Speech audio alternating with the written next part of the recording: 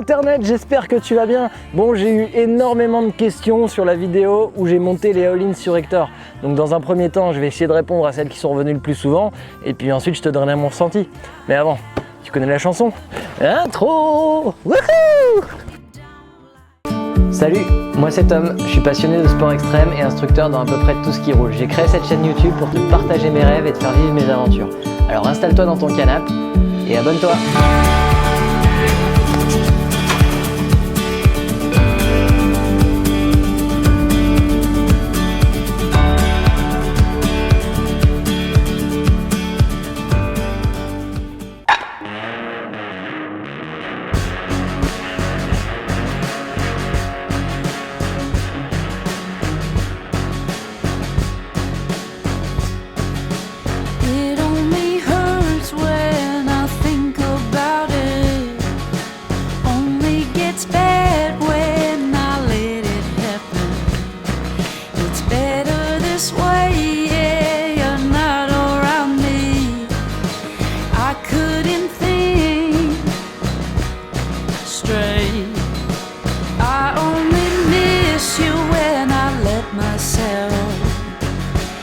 It only bleeds when I pick the scare.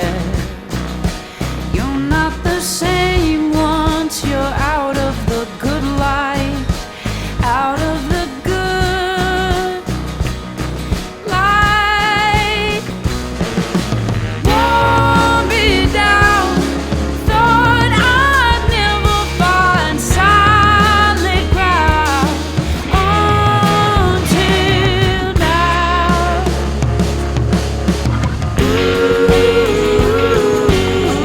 Bon internet, avant qu'on aille plus loin, il faut que je te dise merci, merci, merci. Je pensais vraiment pas que l'académie serait reçue d'une telle manière et je pensais encore moins que tu me soutiendrais autant sur Tipeee. C'est juste incroyable, du coup je suis le plus heureux des hommes parce que comme je dis toujours, tout seul tu vas plus vite c'est sûr, mais ensemble on va plus loin et je suis sûr qu'ensemble internet on ira très loin. Putain, je dis des trucs profonds moi. Et du coup, tu sais ce que je fais quand je suis heureux. Biggest mistake was holding on so long, keeping it steady for the rest of my days, looking straight ahead. Wore me down. Donc merci infiniment à tout le monde, grâce à vous je vais pouvoir mettre des trucs en place que tout seul je pouvais pas faire et ça fait vraiment plaisir. Et si t'as pas les moyens de m'aider c'est pas grave, pense juste à t'abonner, c'est gratuit et ça m'aide déjà énormément. Bon allez, on enchaîne parce qu'on a du boulot. La vidéo où je fous à poil Hector et où je monte des all-ins, ça a soulevé énormément de questions. Alors on va commencer par répondre à 6 d'entre elles qui sont revenues le plus souvent et puis dans un deuxième temps je te donnerai mon ressenti sur ces suspensions. Est-ce que vraiment ça fait le taf ou pas quoi?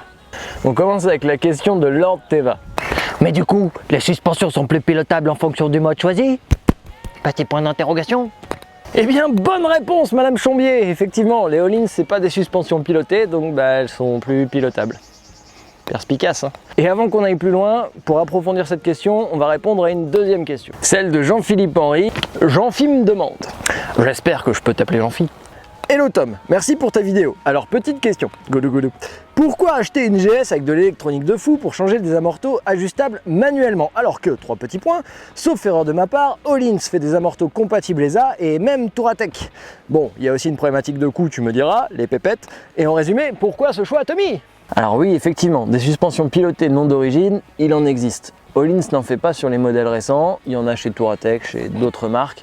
Mais j'ai pas creusé le sujet. T'es pas sans savoir internet que je suis plutôt pro électronique. Alors en voilà une question qui elle est bonne. Pourquoi j'ai pris des suspensions non pilotées? Niveau électronique en off-road, on est déjà en retard par rapport à ce qui peut exister en électronique sur circuit de vitesse. Et déjà sur circuit de vitesse, des suspensions pilotées, c'est pas encore efficace. Donc je te laisse imaginer en TT. Donc attention, hein, en disant ça, je te dis pas du tout que l'ESA c'est de la merde. L'ESA c'est très bien pour ce qu'on lui demande de faire. Et l'ESA, qu'est-ce qu'on lui demande? D'être souple et confortable sur des longs trajets, de se régler automatiquement et d'être un peu plus ferme quand tu veux rouler dans des modes engagés. Donc dans une utilisation normale au quotidien, il fait parfaitement le job. Mais personnellement, il y a 2 raisons qui m'ont fait faire le choix de changer. Une suspension, c'est quoi? C'est des ressorts et de l'hydraulique. Et comme tout système hydraulique qui travaille, ça s'entretient. Ça veut dire qu'il va falloir le démonter et le vidanger. Premier problème, l'ESA n'est ni démontable ni vidangeable. Donc ça peut poser des soucis. Et autre problème, étant donné qu'il n'est ni démontable ni vidangeable, si j'ai un souci de suspension à Chibougamau, bah ça va être compliqué. Donc je préfère avoir une suspension qui est entièrement démontable. Deuxième raison, l'ESA est entièrement pré-réglée, c'est-à-dire que je ne vais pas pouvoir aller jouer sur les réglages pour avoir quelque chose de plus spécifique. On enchaîne ensuite avec la question de Rémi Grandmougin. Salut Tom! Du coup, le télélever et le paralever ne fonctionnent plus? Alors bien sûr que non, malheureux. Si ça changeait le télélever, j'aurais jamais fait ça. C'est une des choses qui rend cette moto extraordinaire. Le télélever, c'est le système de suspension. On envoie une partie avec le triangle ici. On n'a pas changé le système, on a juste changé la suspension qui fait fonctionner le système. Donc on a changé juste l'amortisseur qui est au centre du télélever et l'amortisseur arrière. Allez, enchaînons avec la question de The Bubu the Biker. Salut, j'ai une question. Comme tu n'as plus de pilotage de suspension maintenant avec les Öhlins, pour le système de la GS, tu as toujours accès au mode Enduro Pro et tout team? Alors oui, triple oui. Oui, les suspensions ne sont plus pilotées, mais oui, tu as toujours accès à tout le reste de l'électronique. Tu perds simplement la gestion électronique de tes suspensions. Mais ABS et DTC restent identiques et ne changent absolument pas. Donc tout reste exactement identique à avant. Quand tu changes de mode de conduite, ta gestion des gaz va changer, ton ABS va changer, ton DTC va changer, mais tes suspensions, elles, ne changeront plus. C'est tout. Allez, on va finir avec deux questions en même temps. Ouais, je suis un peu foufou, je me lâche. La question de Maisonneuve Clément qui nous demande: Salut Tom, as-tu encore accès aux réglages détente et compression une fois Hector remonté? Point d'interrogation. Je vais commander un Öhlins pour ma XTR 660, n'est-ce pas un peu inutile pour une telle mobilette? Et la question de F. Robert. Salut, super comme choix, et j'imagine que sur la GS ça doit être topissime. Par contre, dans ton intro, tu parlais d'un point super important, les réglages, 3 petits points. Je sais qu'il y a des tutos sur le sujet, mais je serais intéressé d'avoir votre version à Bruno et toi. Bruno! Désolé, il n'y a pas de Bruno de Bordeaux, il est à Bordeaux. Oh! Voici une idée pour un nouveau tuto sur le réglage des Öhlins. On va en parler. Avant qu'on aille plus loin, on va redéfinir 2-3 termes qu'on ait tous un langage commun. Un amortisseur ou une suspension, c'est quoi? Je te l'ai déjà dit, c'est un ressort et de l'hydraulique. Ça prend la forme d'une fourche ou ça prend la forme d'un amortisseur. Et là-dessus, tu as 3 réglages disponibles. La précharge, la compression et la détente. La précharge va intervenir uniquement sur le ressort, alors que la compression et la détente vont intervenir uniquement sur l'hydraulique. Donc déjà, commençons par la précharge. La précharge, c'est ce qu'il faut régler en fonction du poids que tu as sur ta moto. Si tu es tout seul, si tu es deux, si tu es chargé, si tu es vide. Bref, un des gros avantages d'une suspension pilotée, c'est que du coup, la précharge, elle se règle automatiquement. Tu as une norme qui est donnée par le constructeur, la hauteur de selle de la GS doit être entre 890 et 910 mm. Donc en fonction du poids que tu as sur ta moto, tu touches à ta précharge pour que cette hauteur de selle soit dans la norme. La précharge de l'avant, elle est réglée directement en usine par Öhlins. En théorie, on n'a pas besoin d'y toucher parce qu'on ne va pas recharger l'avant. Donc on peut y toucher, mais il faut un outil spécial qui est fourni avec quand tu achètes les Öhlins. Pour ce qui est de la compression, on commence à rentrer dans les réglages hydrauliques. La compression, c'est quoi? C'est la capacité de ta suspension à se comprimer plus ou moins facilement. Donc en gros, c'est très simple. Si ta moto est toute molle, tes suspensions se compriment très facilement, et ben ton réglage de compression est complètement ouvert. A l'inverse, si ta moto est ultra rigide et qu'elle se comprime difficilement, bah, ton réglage de compression est totalement fermé. Hein? J'ai rien compris. Ouvert? Fermé? Mais quoi? Ouais, calme-toi, c'est normal. Si j'utilise les termes ouvert et fermé, c'est parce qu'il faut que tu imagines que ton réglage c'est une petite porte.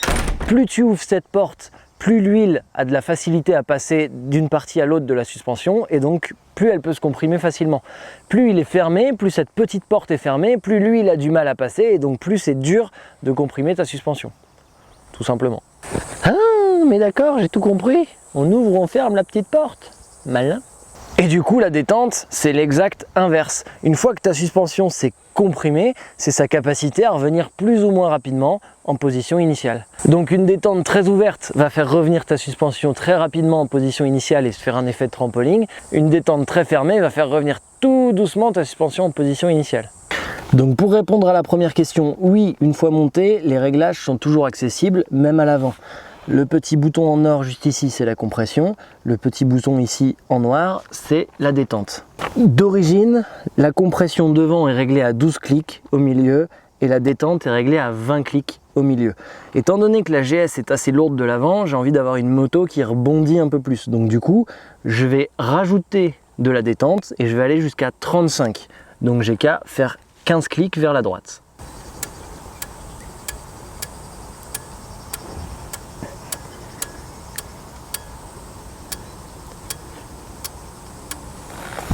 À l'arrière, j'ai pas envie que la moto ait plus de rebond, mais j'ai envie qu'elle ait un peu plus de compression. Donc du coup, je vais en rajouter un petit peu. Je passe de 12 à 17 en rajoutant 5 clics.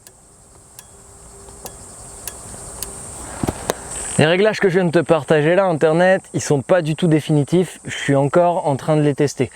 Mais du coup, le fait de pouvoir vraiment agir là-dessus change totalement le comportement de la moto et ça pour moi c'est quand même vraiment intéressant. Alors maintenant en termes de ressenti perso, qu'est-ce que je peux te dire? Est-ce que ça change vraiment beaucoup de choses par rapport à l'ESA? Oui, c'est le jour et la nuit. Est-ce que ça conviendrait à tout le monde? Je pense pas.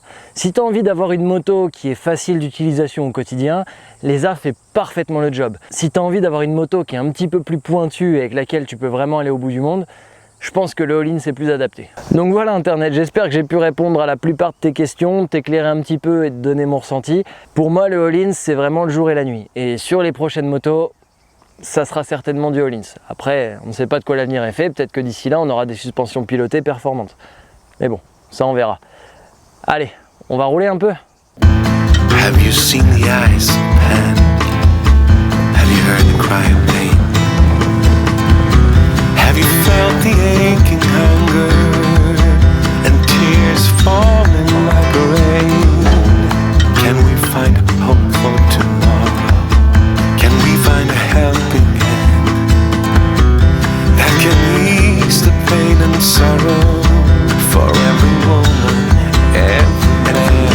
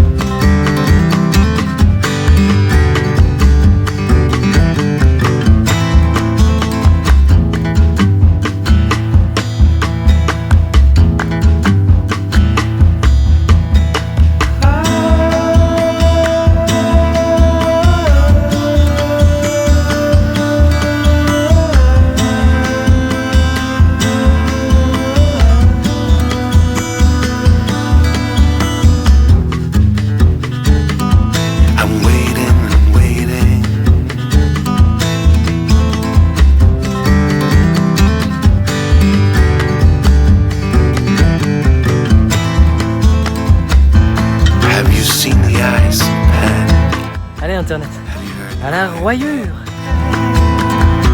Have you felt the aching hunger and tears falling